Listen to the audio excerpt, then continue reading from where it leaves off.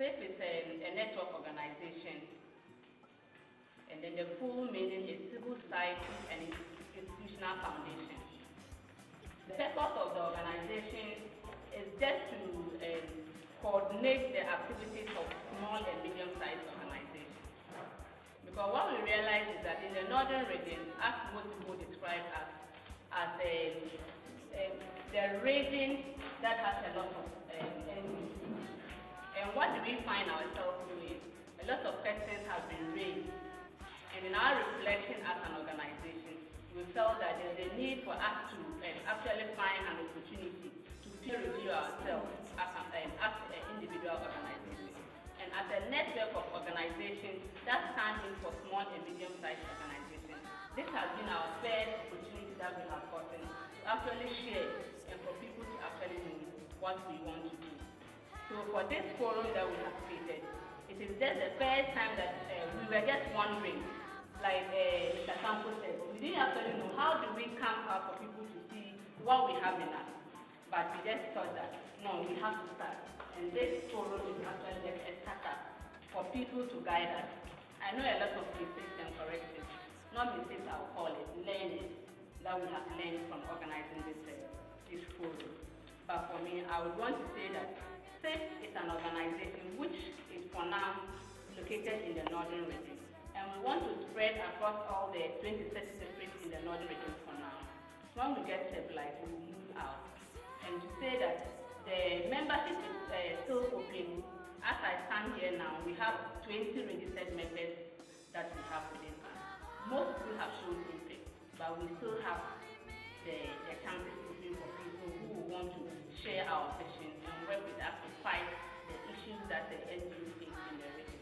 So in short, I want to leave here. I know most platforms or the ones on qualifications, you can call in and then you will actually attend. So people who want to stop to think or want to do business with Csif can walk into the Youth Empowerment for Life. Of course, yes. All some reflection and some thoughts on how we collectively can work together, not only to develop our organization, but more importantly, to develop our society. And so, rather than a presentation, I'll be sharing some reflections from my own experience in development work, and maybe some of the lessons that I have drawn from there. And I hope that after that, we can have a very useful and very vigorous discussion. Because development is not a blueprint. There's no blueprint anywhere in this work. It's a matter of reflecting on what you've done, what lessons you've learned, and how to inform your next action with the lessons and the reflections. So that's what I would say to do. I think the second is to congratulate the leaders, but also all of you for the boldness in the setting up of the ESLF. It may have its weaknesses, it may have its challenges, it may have all the teething problems that you associate with infant organizations. But I think just the decision to try and do something different, to try and see what else is possible, it's a sign of being aware of our environment, but also constantly trying to see what we can do. There's, I think, a belief, I don't know whether it's an evolution theory or something, that if you don't adapt, you die. And I see CSLF as an attempt at adaptation. And it behoves on all of us to see what support we can give to enable you to survive and to grow. But I also think that this discussion we're going to have today is coming at the opportune time. There have been developments both within our internal environment in Ghana, but also in the external environment that impact on the survival and the effectiveness of civil society organizations. We are all aware of the fact that donor funding to this country is shrinking, or donor funding to the civil society sector is shrinking.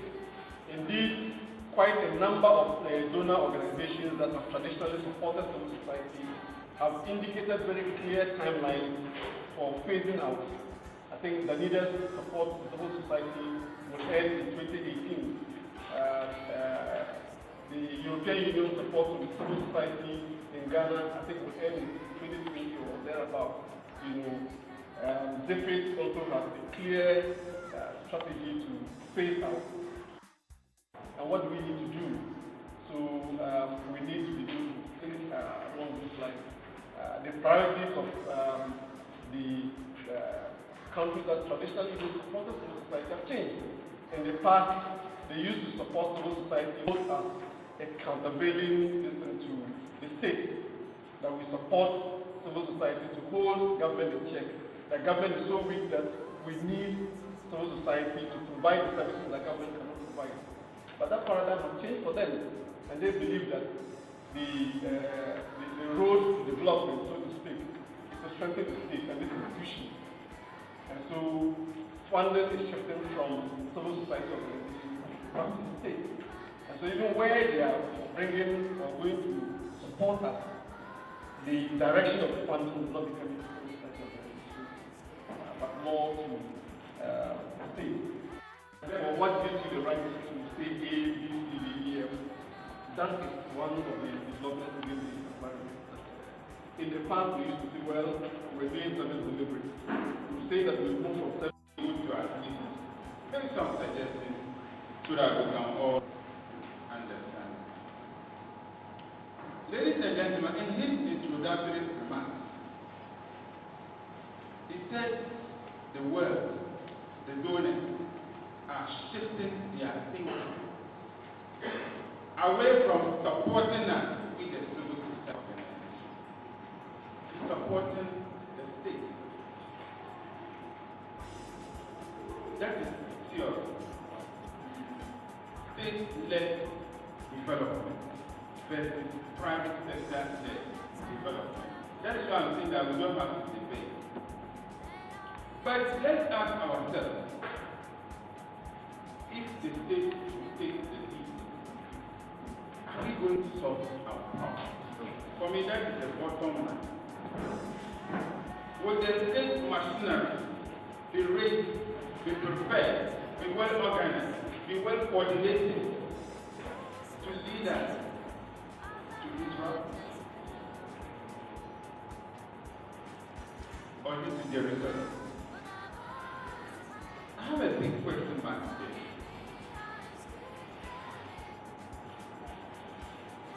I was part of an evaluation assignment for the European Union just last week. They granted support to Ghanaian independent organizations like the Electoral Commission, National Civic Education, and and the committee that reviewed our constitution. They give them funding, big money, to do the job. What is the findings show? EB, which had a huge sum of support, was able to spend only 40%.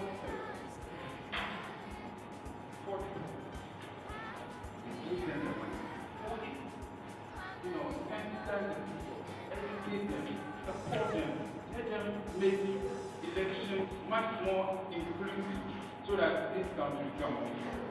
It ended up spending less than half what ask yourself, so the rest of the money, where are they? Where is it? That is state-led. Bureaucracy. So the point I'm making is this. Yes, another example is saying, yes, state-led, but we have to push. That's really why three questions issue.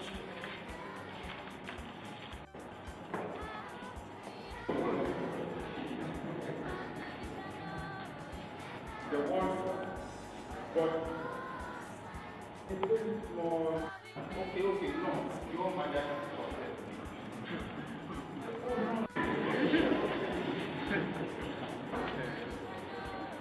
yes, or we belong to that. Our thought is that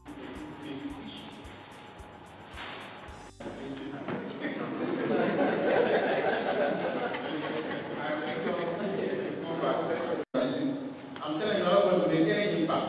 We are just going to remain in the same place, revolving around.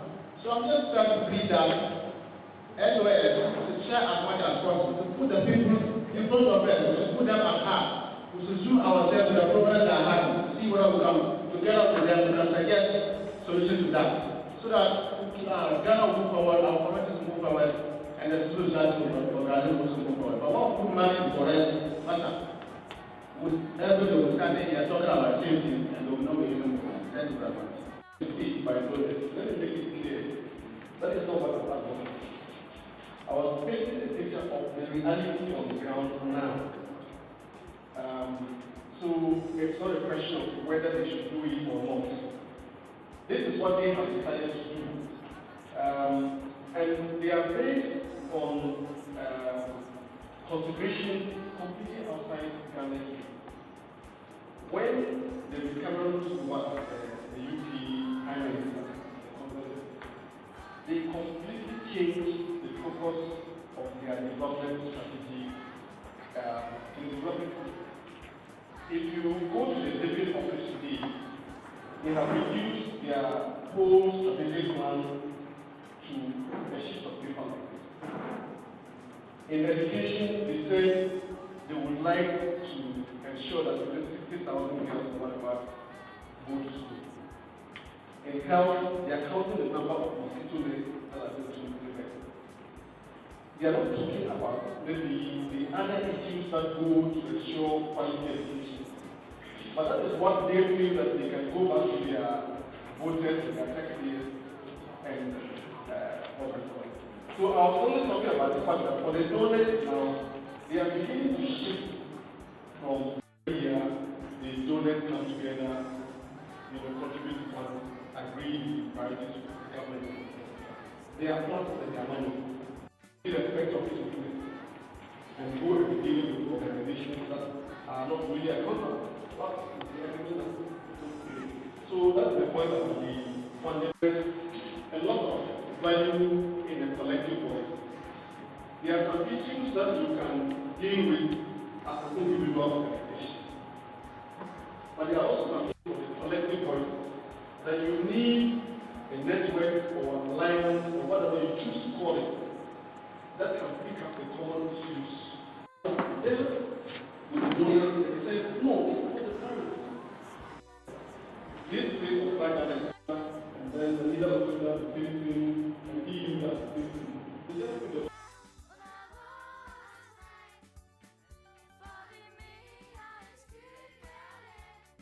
will probably be excused and they wouldn't join us in the next session. Oh, sorry for this oversight. I forgot the speakers to want to leave. I think I would also want to stand on behalf of Csif again to thank the speakers for having time to come with us. In fact, our colleagues.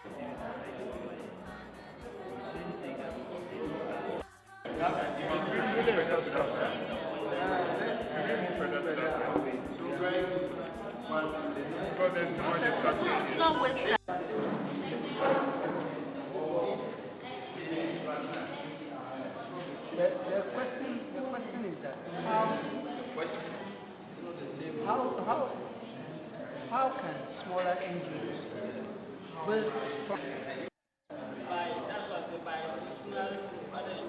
Maybe they have a project that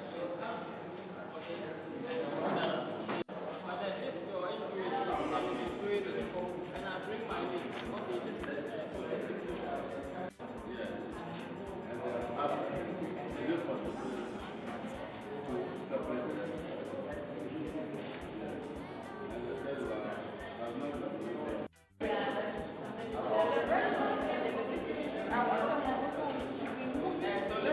I think what you are saying can come under regular. I think the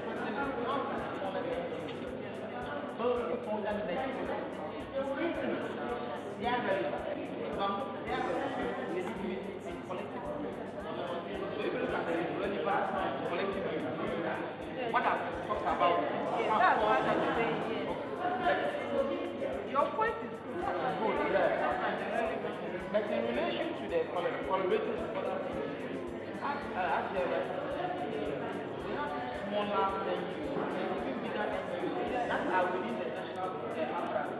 But these NGOs are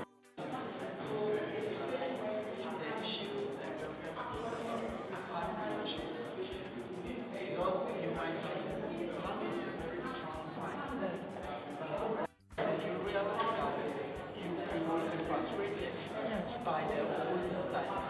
So we have freedom sometimes to do it.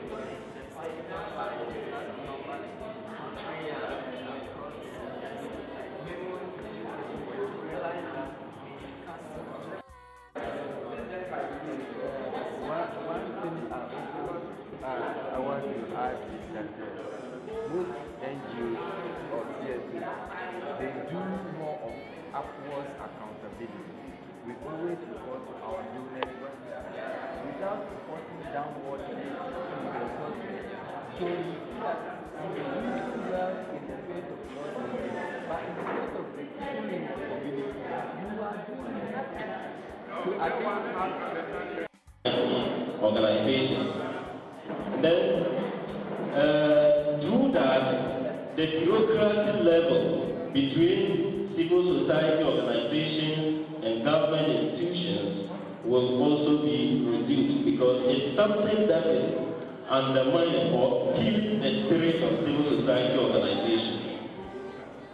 Transparency is something we talk about and we think it's something that can influence the collaboration in between government and the civil society organizations. And the last point on that is to build strong institutions in the sense that these two different sides depend on one another and have to support one another. But if you go to several government institutions, then even though there are clearly marked structures to help civil society organizations, it is not effective. So through this collaboration, this kind of structures or institutions in the government agency will be effective. And then the second question we deliberated on is whether it's possible to be funded by government and seek total non-interference from the government. That is going to be a major problem. You need to go to Mr. This. You need to that we pay some kind of respect. We pay some either in kind or in cash in order to be for our work to be recognized in one way or the other. So corruption is something that is involved there. And then the level of lobbying. If we are funded by government, the level of lobbying will be limited. Both government and civil society organizations, rather than this organization is pushing us a lot. And so whatever we do, we will do to undermine it or to bring it down. Just 1 minute to criticize the group one this presentation. Only 1 or 2 minutes, brother. Are you in group one? Good. It's like group one. To help NGO, right? Is that what they are saying? Yeah, which one? We have one. What I'm saying is, what we are saying is, we cannot work independently without the government. That's why it's happening. So how will you ensure that you will not backtrack? Because our people in this part of the world, okay, when the government is helping you with something, they easily target with a particular political party, okay? So how will you ensure that you will not be tagged as a partisan kind of NGO?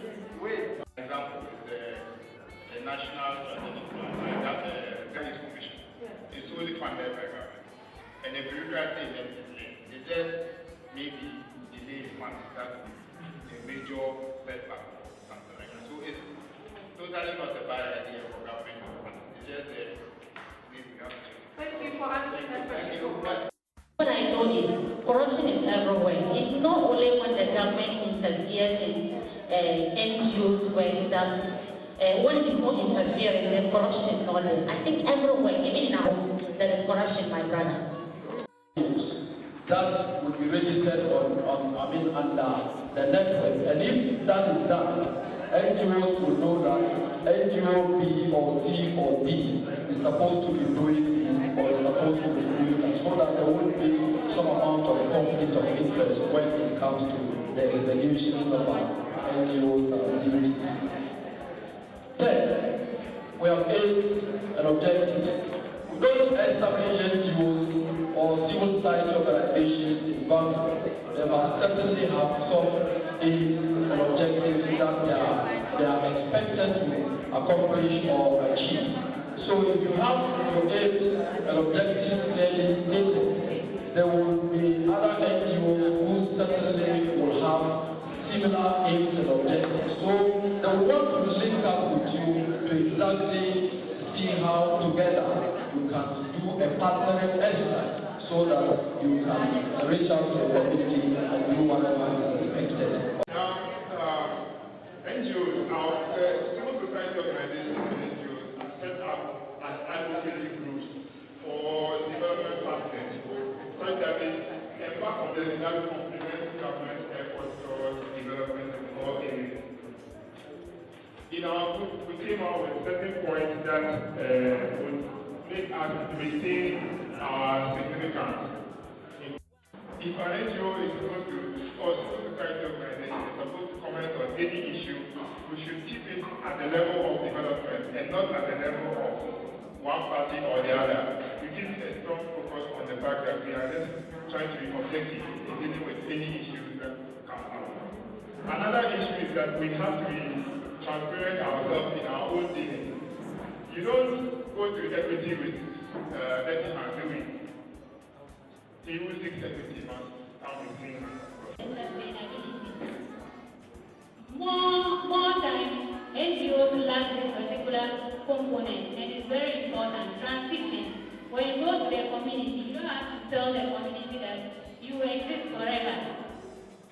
You will not exist forever, so you have to tell them that, oh, as I'm coming in, one day I will leave. I have to face out. So tell them that you, as you are coming to tell them, you have your weaknesses. They also have their strengths. Let them identify the strengths. Then you let them have that sense of ownership to what you are giving to them. The sense of ownership and then the ability to affect the change you are sending to them.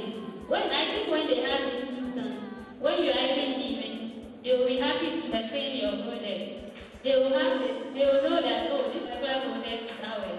So we have to ensure that it continues. Because of lack of this component, most of our past NGOs just died off like that, like Norway, when they didn't give us a sense of transition and sustainability. So we couldn't sustain it. It just died like that, just after they left. So I think this particular component is very important to every NGO to ensure our